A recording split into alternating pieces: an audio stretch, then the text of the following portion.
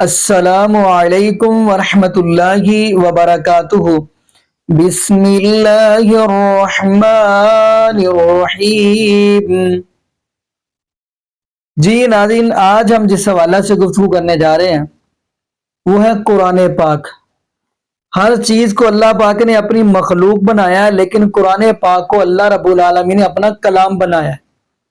لیکن ناظرین، آج ہم آپ کو پہلے تو دکھائیں گے مفتی اکمل قادری حفظہ اللہ تعالی۔ ان کا یہ کہنا ہے کہ قرآن پاک نبی پاک صلی اللہ علیہ وسلم کے قدموں سے ملا ہے، معاذ اللہ۔ تو آئیے ناظرین اسی کی زبانی وہ گفتگو سنتے ہیں، اور ساتھ ہی ہم آپ کو مرزا علی انجینئر کی ویڈیو دکھائیں گے، پھر انشاءاللہ ناظرین اسی حوالہ سے ہم بھی گفتگو کریں گے۔ تو آئیے ناظرین مل کے ویڈیو دیکھتے ہیں۔ تو مفتی اکمل نے نہیں کہا تھا کہ نبی کے قدموں سے ہمیں قرآن ملا؟ نعوذ باللہ، اندازہ کریں۔ آج کل علم حاصل کرنے کا سب سے پاورفل ذریعہ ہے سوشل میڈیا، اور وہاں پہ ہر طرح کا جاہل ترین آدمی بیٹھا ہوا ہے، اس کو استنجا کرنا آتا نہیں ہے، اور وہ وہاں بیٹھا ہوا قرآن حدیث کے دلائل دے رہا ہے، اور پھر وہ الٹے سیدھے دلائل پڑھنے کے بعد تو اور انسان کا ذہن گڑبڑ ہو جاتا ہے۔ سب سے بڑا اللہ کا فضل، سب سے بڑی اللہ کی رحمت کہ ہمارے سرکار کے قدموں سے ہمیں قرآن ملا ہے، کہ ہمارے سرکار کے قدموں سے ہمیں قرآن ملا ہے، کہ ہمارے سرکار کے قدموں سے ہمیں قرآن ملا ہے۔ یعنی یہ قرآن کو نبی کے انڈر کر دیتے ہیں، بھائی نبی مخلوق ہے، قرآن مخلوق نہیں ہے، اللہ کی صفت ہے۔ نبی کے قدموں سے قرآن ملا، اندازہ کریں۔ یعنی الفاظ کا چناؤ ان لوگوں کا دیکھیں۔ تو میں نے اس کے اوپر پوری گرفت کی تھی کہ یار نبی علیہ السلام کی شان بیان کرتے ہوئے جو کتاب نبی کی اعلیٰ ترین ہدایت کا ذریعہ ہے، اس کو آپ نبی کے قدموں کے اندر کیوں ڈال رہے ہو؟ یار اللہ سے ڈر جاؤ۔ اچھا، یہ مولوی آپ کو یہ تو کہتے ہوئے نظر آئیں گے کہ جی قرآن ڈائریکٹ پڑھنے سے بندہ گمراہ ہو جاتا ہے، قرآن و حدیث ڈائریکٹ نہ پڑھو۔ ان سے یہ پوچھو کہ یہی بات پھر ہم یہ کریں، نعوذ باللہ من ذالک، کہ نبی کے پاس بیٹھنے سے انسان گمراہ ہو جاتا ہے، تو کہیں گے توبہ توبہ توبہ توبہ توبہ۔ ہم کہیں گے ابو جہل نہیں ہوا، کہیں گے وہ تو اس نے خود نہیں قبول کیا نا، تب تجھے بھی خود نہیں نہ قبول کیا قرآن و حدیث، تو اس میں قرآن کا کیا قصور؟ جس طرح وہاں نبی کا قصور نہیں ہے نا کہ ابو جہل جو ہے وہ بے ایمانی کی موت مر گیا، تم لوگ جو ہے گمراہی کی موت مر رہے ہو، تو اس میں قرآن و حدیث کا قصور نہیں ہے، تم لوگ قرآن و حدیث کو اپنا امام ماننے کے لیے تیار ہی نہیں ہو۔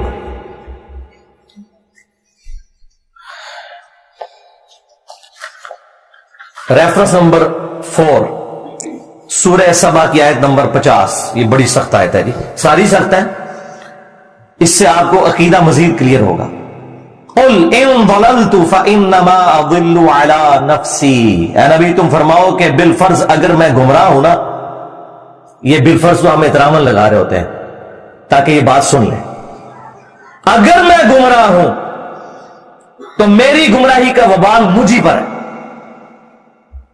وَإِنِ اهْتَدَيْتُ، اور اگر میں ہدایت پر ہوں، فَبِمَا يُوحِي إِلَيَّ رَبِّي، تو میں ہدایت پر اس وحی کی وجہ سے ہوں جو میرے رب نے میری طرف کی ہے۔ یہ کہتا ہے جی نبی کے قدموں سے قرآن ملا ہے، اور نبی سے کیا اعلان کروایا جا رہا ہے کہ آپ کہیں کہ میں اگر ہدایت پہ ہوں نا تو قرآن کی وجہ سے ہوں۔ انہ سمیع قریب، بے شک وہ سننے والا اور قرب والا ہے، بالکل ہمارے قریب ہے، نزدیک ہے۔ 5ویں آیت سورۃ الحاقہ کی مشہور آیات ہیں، یہ کنٹینیوس 43 سے لے کے آنورڈ۔ تنزیل من رب العالمین،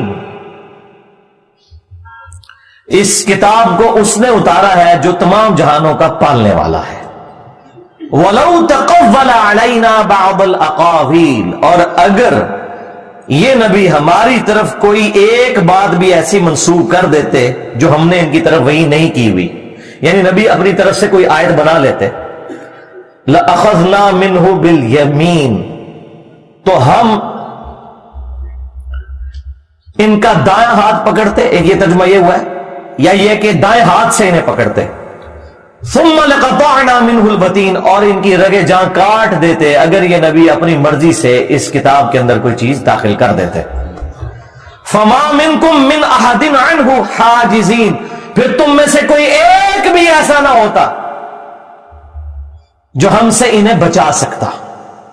وَإِنَّهُ لَتَذْكِرَةٌ لِّلْمُتَّقِينَ، اور یہ قرآن تو نہیں ہے مگر نصیحت उन लोगों के लिए जो डर जाने वाले हैं, जिन्हें पता है कि उन्हें किसी ने पैदा किया है और उसके हुजूर उन्होंने पेश होना है। अब देखिए ये आयात पढ़े तो गुस्ताख, और कोई गुस्ताखी वाला मामला नहीं है, इसमें नबी की शान बयान हुई है कि नबी अलैहिस्सलाम को अल्लाह ताला ने ये शान अता फरमाई है। आप सल्लल्लाहु अलैहि वसल्लम के ईमान का ये लेवल है कि वो अपनी मर्जी से कोई बात भी अल्लाह की तरफ मंसूब नहीं करेंगे।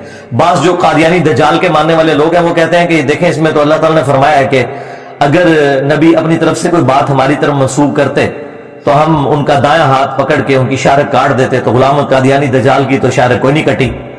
तो भाई रुको जरा, सब्र करो, ये सच्चे नबी के बारे में है। झूठे तो भौंकते रहे, वो तो हमारे नबी ने पहले ही बता दिया था।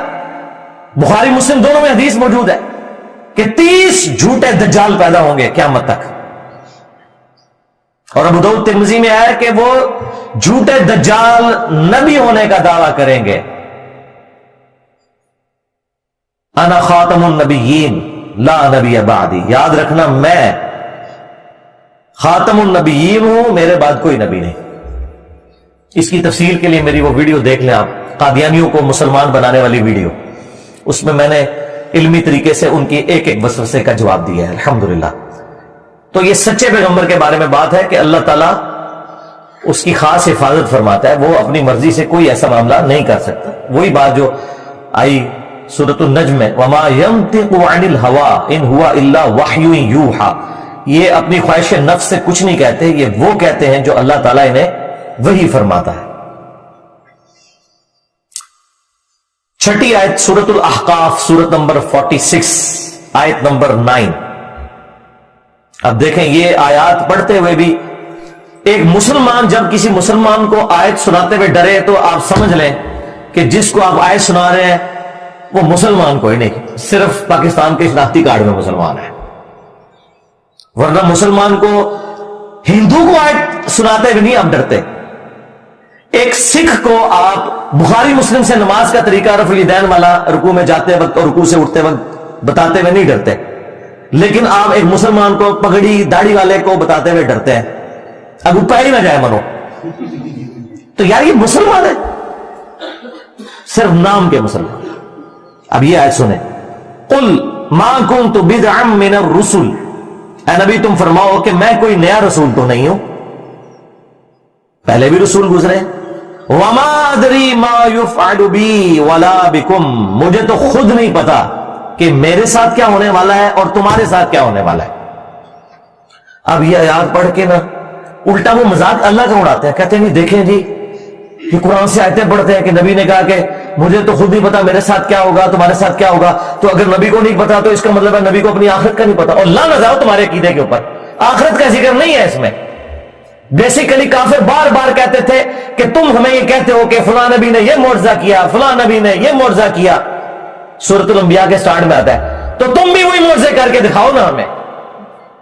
बाद में तो अब्दुल कादिर जिलानी ने मुर्दे जिंदे करने हैं, तुम भी मुर्दा जिंदा करो ना ईसा इब्न मरियम की तरह। और कहानी ये कोई नहीं अब्दुल कादिर जिलानी ने मुर्दा जिंदा किया। तो अल्लाह ताला ने जवाब में क्या कहा कि क्या वो लोग ईमान ले आए थे जो ये ले आएंगे। सूरह बनी इसराइल में 9 मोजज़ात का जिक्र है,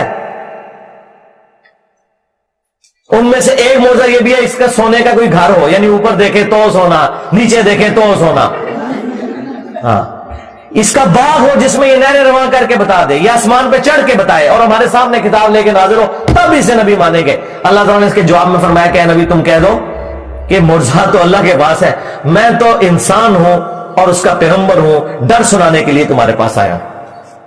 अगर नबी का ये स्टेटस है कि वो अपनी मर्जी से मुर्जा नहीं दिखा सकता, तो बाबे ये निगाह मार के मुरीद कैसे जला के राख कर सकते हैं। सब कहानियां झूठ। तो मुझे खुद नहीं पता कि मेरे साथ और तुम्हारे साथ क्या होगा। मुराद ये कि ये अल्लाह ताला ने अब मेरे साथ क्या मामला करना है इस हवाले से कि जो तुम मुझसे मुर्जात डिमांड कर रहे हो, ये मुर्जात मुझे देगा या नहीं देगा मुझे नहीं पता। और तुम्हारे साथ क्या करना है कि तुम्हें उन मुर्जात के बगैर ही हिदायत देनी है या उन मुर्जात के साथ देनी है या नहीं देनी, ये मुराद है इससे। इन अत्तबिउ इल्ला मा यूहा इलैया, मैं तो उसी वही का पाबंद हूं जो अल्लाह ताला मेरी तरफ करता है, मैं उसी की इत्तबा करने वाला हूं। वमा अना इल्ला नज़ीरुम मुबीन, और मैं तो नहीं हूं सवाए इसके कि खुला डर सुनाने वाला हूं कि तुमने मर के अपने रब के हुजूर पेश होना है। आखिरत का डर सुनाने के लिए अल्लाह ताला ने मुझे भेजा है, मेरी ये जिम्मेदारी है। बाकी मेरे साथ क्या मामला होगा इस हवाले से कि जो तुम्हारी डिमांड है वो मेरे जरिए अल्लाह ताला पूरी करवाएगा या नहीं करवाएगा, ये अल्लाह की मर्जी है कि वो मुर्जा दिखाए या ना दिखाए। वो सईद असद साहब फौत हो गए, अल्लाह ताला उनकी मफरत करे। उनको किसी ने मेरा ये क्लिप भेज दिया, उन्होंने पकड़ के ना मरने से कोई एक हफ्ता पहले मेरे खिलाफ पूरी वीडियो बना दी कि बताओ कि अगर नबी कोई डाउटफुल के कर रहे हैं। अंदाजा करो, जो बाबों के पुजारी पूरी जिंदगी रहे हैं वो हमें नबी की हमीयत बताएंगे। सरकार नबी इस्लाम के मुबारक नाम को, आपकी मुबारक दावत को अल्लाह के फजल से जिस तरह हमारे प्लेटफॉर्म से रोशन किया गया है, तुम्हारे 1200 साल में किसी ने नहीं किया। तुम तो अपने बाबों के पुजारी बनाते रहे हो, खिदमता कीतियां ने दीनियां बढ़िया, जोड़ के रखा अपने बाबों के साथ। जिसने भी जिक्र किया निस्बतें बाबों की लगाई हैं, कभी कादरी लगा ली, चिश्ती लगा दी, मोहम्मदी की तुम्हें तौफीक ही नहीं हुई, क्योंकि तुम मोहम्मदी है ही नहीं हो ना। क्यों लगाओगे? हनफी शाफी लगाओगे, मालकी लगाओगे, मोहम्मदी नहीं लगाओगे। देखा कितनी बड़ी बदबख्ती है। हाँ, अहले हदीस ने थोड़ी जुर्रत की, वो भी इनके एक दुश्मनी में आके उन्होंने अपने साथ मोहम्मदी लिखना शुरू किया। वैसे मोहम्मदी हम उसके हक में भी नहीं है, हम मुस्लिम हैं। हाँ, नबी इस्लाम ने हमारा नाम मुस्लिम रखा है, अल्लाह ताला ने मुस्लिम रखा है, इब्राहीम इस्लाम ने मुस्लिम रखा है। जी नाज़रीन, आपने ये वीडियो मुलाज़ा फरमाई। नाज़रीन देखें, हैरान की वाली बात तो ये है कि अल्लाह पाक ने कुरान पाक को अपना कलाम बनाया, ये अल्लाह का कलाम है। तो अगली बात हम ये भी करते चले, इसी वजह से वक़्त के इमाम अहमद बिन हम्बर रहमतुल्लाह अलैह ने मारे खाई हैं। इमाम अहमद बिन हम्बर रहमतुल्लाह अलैह को वक़्त का बादशाह यही तो बात कहता था कि मुआज़ल्लाह तुम ये कहो कि कुरान भी अस्तगफिरुल्लाह मुआज़ल्लाह मखलूक है, जबकि उन्होंने कहा था नहीं, कुरान अल्लाह का कलाम है। हत्ता कि कोड़े भी खा रहे हैं, जेल के अंदर चले गए, कोड़े पढ़ रहे हैं। तो यहाँ पे ये भी जुमला कहते जरूर, इमाम अहमद बिन हम्बर रहमतुल्लाह अलैह फरमाते हैं कि अन करीब मैं बात मानने ही वाला था उनकी, लेकिन मैं जेल के अंदर एक डाकू को देखता हूं, और हमेशा इमाम अहमद बिन हम्बर रहमतुल्लाह अपने आखिरी वक्त में भी उस डाकू के लिए दुआ ही मांगते रहे हैं। कहने लगे, वो डाकू मुझे कहने लगा कि सूफी साहब आप कैसे आए हैं। उनको नहीं पता कि ये वक्त के इमाम अहमद बिन हम्बर रहमतुल्लाह अलैह। वो कहने लगे कैसे आए हैं। कहने लगे जी मेरा जुर्म, मेरा कसूर ये है, मैं कहता हूँ कुरान अल्लाह पाक का कलाम है, अल्लाह पाक का कलाम है, और ये मुझे मारते हैं। तो आगे से वो डाकू का कहता है सूफी साहब जी बात ये है कि मैं बातिल पे हूँ। डाकू कह रहा है मैं बातिल पे हूँ। क्या माना? वो ये कह रहा है कि मैं डाके मारता हूँ, चोरियां करता हूँ, ये मुझे छोड़ते हैं, मैं फिर जाके डाका मारता हूँ। जब से ये कोड़े मुझे मारते हैं, इतने मैंने डाके मार लिए और सरेआम मारे हैं, अभी तक ये मुझे एक भी डाका मनवा नहीं सके, एक भी चोरी मुझे मनवा नहीं सके। यानी वो कह रहा है मैं बातिल पे होके बातिल नहीं छोड़ रहा, अभी तक वो मनवा नहीं सके, मुझे इतनी मारे मार रहे हैं। तो साथ के कहता है डाकू, इमाम अहमद बिन हम्बर रहमतुल्लाह से कहने लगा आप हक पे हो गए, कहीं हक ना छोड़ देना। इमाम अहमद बिन हम्बर रहमतुल्लाह फरमाने लगे, उस डाकू के ऊपर अल्लाह रहम फरमाए, उसने मुझे तसल्ली दी। नाज़रीन जबकि ये पता चला ये कुरान पाक वो किताब है जिसकी वजह से हमारे बड़े बड़े इमामों ने मारे खाई हैं, अल्लाह के वलियों ने मारे खाई हैं, हमारे बुजुर्गों ने मारे खाई हैं। बाकी नाज़रीन यहाँ पे दुआ करते हैं अल्लाह पाक हमें कुरान पाक को समझने की तौफीक अता फरमा दे, बल्कि साथ से ये भी कहता चलूं कुरान पाक की तिलावत भी करने की तौफीक दे, और साथ साथ कुरान पाक को तर्जुमे के साथ अल्लाह में पढ़ने की तौफीक दे दे, और अल्लाह पाक हमें नबी पाक सल्लल्लाहु अलैहि वसल्लम की शरीयत के मुताबिक जिंदगी गुजारने की तौफीक दे।